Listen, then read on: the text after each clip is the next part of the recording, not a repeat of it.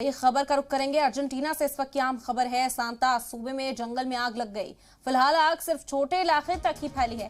Fire brigade की team ने इंतबाह जारी कर दिया है। यह आग जंगलों में अभी और फैलेगी। बारिश जितनी देर से होगी ये आग उतनी ज्यादा फैलेगी। तो एक और बड़ी परेशानी है, आपको बता दें कि इसी साल काफी जंगलात में आग देखी गई थी 2022 के अंदर, और नए साल की शुरुआत के साथ ही ये बड़ी खबर एक बार फिर सामने आई है, जिसने माहौलियात को लेकर जो फिक्रमंदी का इजहार मुसलसल किया जा रहा है उसमें इजाफा कर दिया है। बता दें कि अर्जेंटीना के सांता सूबे में जंगल में आग लगने की खबर है। फिलहाल आग छोटे से इलाके में फैली हुई बताई जा रही है।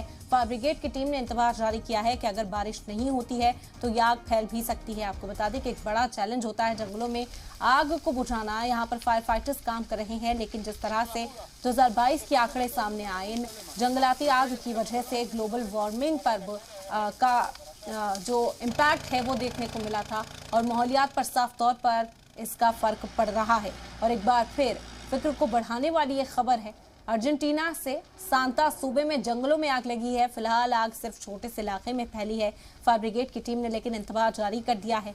यह आग जंगलों में अभी और फैलती दिखाई देगी। बारिश जितनी देर से होगी आग उतनी ज्यादा फैलेगी।